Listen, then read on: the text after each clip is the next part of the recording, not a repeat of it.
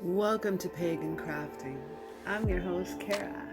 In today's video, we're going to make our own witch's runes with the magic of river stones.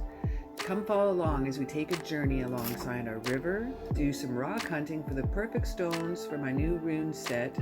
Join me today as we explore the meanings of the witch's runes, river and stone magic.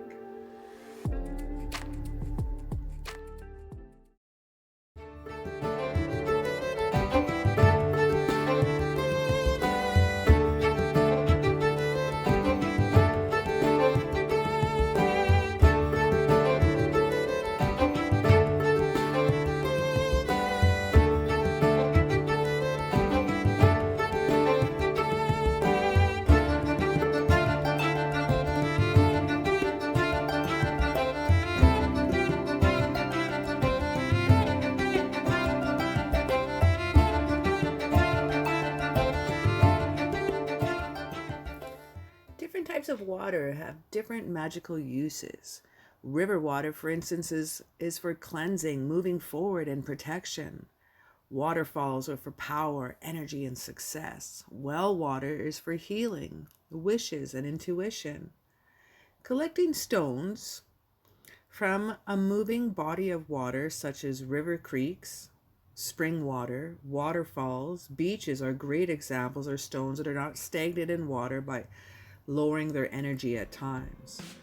When in moving water, they have a higher vibration because they are constantly being cleansed by the energy of the water flowing over them. This energy will enhance the vibrations of your divination magical workings. Riverstone is thought to energize one's aura, which makes a great choice if you're feeling stagnant or stuck in a rut. It can be used to access your innermost will and initiative. Through the stone itself does not cause change, it helps a person recognize and accept change. Their association with water makes them a good stone for supporting the go with the flow attitude and helping to adjust the life changes that inspire change. They can help calmer inner turmoil and clarity and direction. They can also help ease fear, anxiety, and depression. Working with the river stone magic will help give you the element of water to work with. River stones are an underestimated source of high vibrational energy. Next time you're by a river, you may find the perfect skipping stone, a hag stone, or a river rune set could be waiting for you. Well, back home now from my camping trip and trip down by the river, I have collected enough green stones and enough black stones to make two different sets. And then I found some really cool sparkly paint. So I have this multi-surface metallic acrylic black paint, and it actually has a shimmer of some gold flakes in it, which is gorgeous. So I'm going to paint the stone black, and then I'm going to paint the runes in gold over top. My green set, instead of just keeping it green, I was going to paint the runes over top, and then I was going to clear coat keeping the stones, but I don't have enough of one color of the black. So I'm just going to use the awesome delicious shape of the stones and just have at her. So we're going to paint them all black here. And then I'm going to paint the green, this beautiful green metallic set that has a flare of gold in behind it too, and I'll be lining that in black. So just having some fun. What I did here is I painted both sides black, and I'm going to hit both sides of this, this amazing green. As you can see here, it has this finish and undertones of golds as well. I love metallic shiny paints. It's like car paint.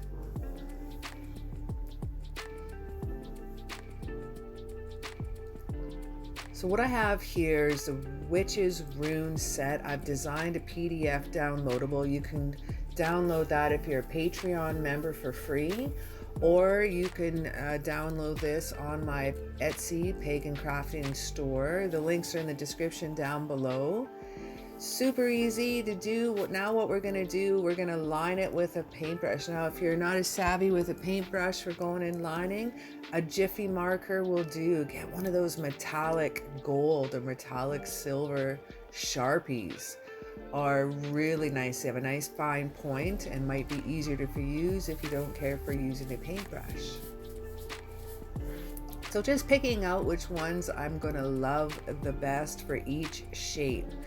There's only 13 runes, but what I like to do is I always collect a couple extra rocks, paint a couple extra, either because I make a mistake or just to have that shape to work with. Starting off with the sun. The sun is the beginning of something new, making good choices, good health and vitality, healing, good news, and masculine energies. Next up here, I'm going to paint the moon. It's for long-term changes, transition, changes, hidden agendas, secrets, imagination, and feminine energies.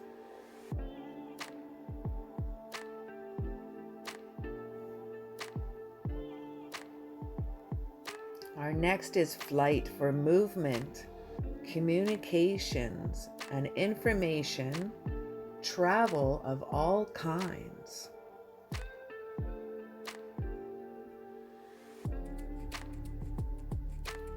The rings are circumstances that connect people, combining different elements to create something new.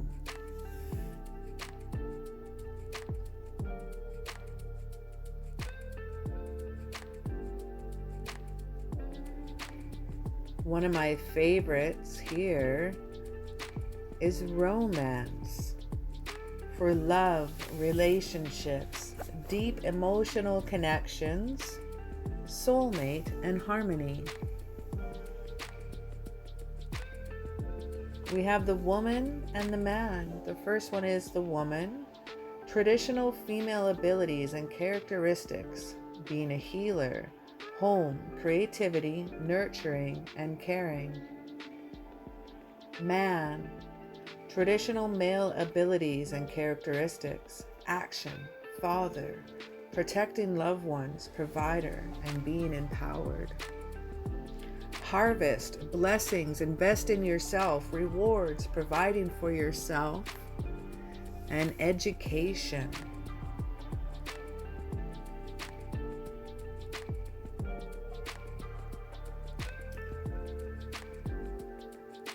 And crossroads. Making a major life decision, not knowing what to do next, unknown, stuck, or being afraid to move forward.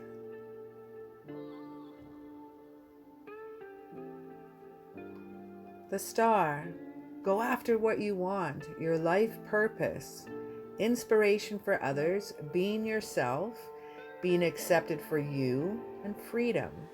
Look to the runes closest to the star for clues.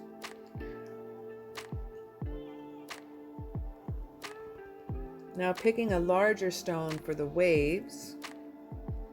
The waves represent a movement, a deep connection to the spiritual world. Things are out of your control or insecurity, being in the flow with your life, or feeling overwhelmed.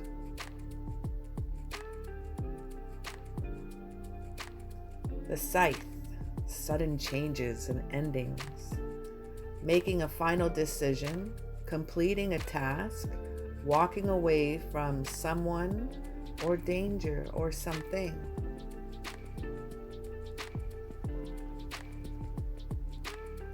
The eye, lifting the veil, seeing the truth, focus on something.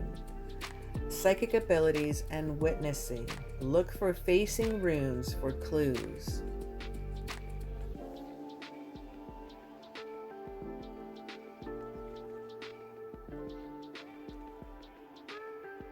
So now what I'd like to do is sew a little pouch for my runes. The only fabric that I had that was gold was a piece of leather I had from an old craft, so I thought this may work. This is the inside. here, as you can see, it's a little bit rougher, and I have the good side folded down because I'm going to mark on the inside. I'm going to try to use what I have, just a little, the end piece. Now, if you have a sewing machine, leather will sew over in a sewing machine as well. A simple fabric pouch, or you can get some nice little pouches from the dollar store. I have some pouches for sale on my Etsy store. If you can hand sew your own pouch if you wish as well.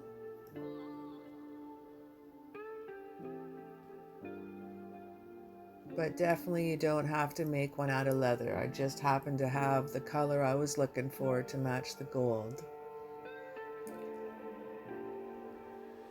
Just measuring with my heart. There's no real size, whatever size that you would like your pouch to be. I'm going to put both sets in the same pouch for now. And it's good to have a good pair of scissors to cut through leather. Boy, I didn't have the right pair for that one. So this is the inside here. Now what I didn't do is I actually flipped down the top part when I went to sew it on my sewing machine so I can stick in some rope to close up the top. I didn't do that in this part. I kind of forgot. So I remembered when I went to sew it. Well, kind of did. I had to take it all apart and do it again so I could put that lip in. Now instead of using pins, I'm using large paper clips.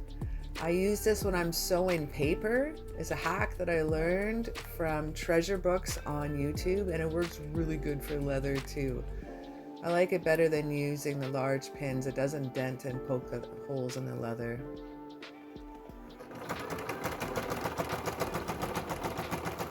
And what I've done here is I've just sewn a 1/2 inch on both sides, and I sewed about an inch and a quarter for my lip at the top to thread in the rope at the top. So now I'm just going to tuck it right side out. The pouch wound up being a little bit smaller than I expected, so I think next time I always will add an inch onto any one of my measurements when doing that. I've taped off the end here to help insert it, and then I'm going to use an oversized paper clip as well.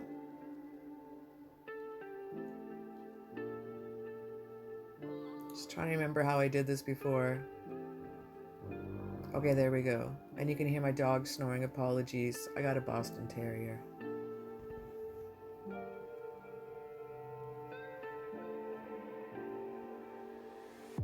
And that'll just slide right in there, and that'll help me slide it through.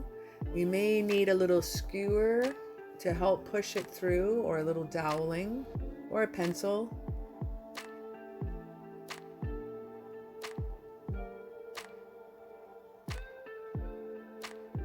So what would look nice with this too, if I actually would have loved some black ribbon with this, would have looked pretty sharp. I did not have any, so I'm going to fiddle with this stuff instead, which it gives it a kind of a rustic look. It looks pretty cool, kind of my river rocks.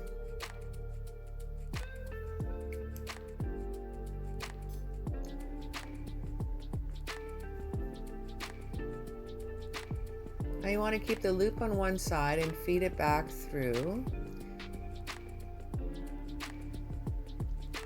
And this will create a little purse of sorts for you. I'm just using here a little chopstick skewer to help feed it in.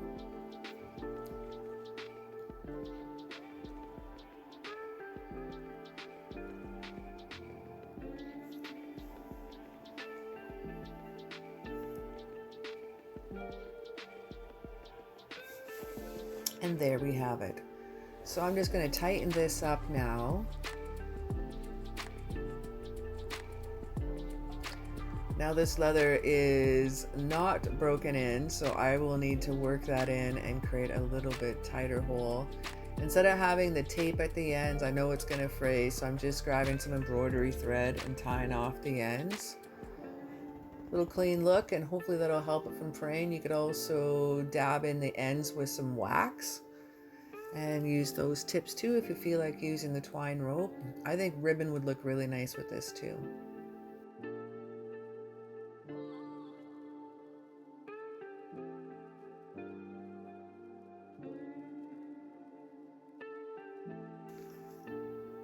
So there we have our sweet little bag that we made. I did an extra goddess stone from the river rock and 2 sets of witches runes.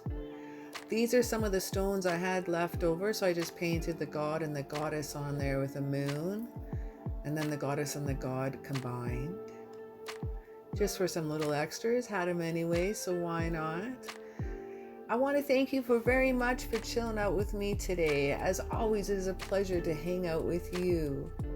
Once again, throw me down a like if you've enjoyed this video, and if you want to see some more like it, subscribe and ring that bell.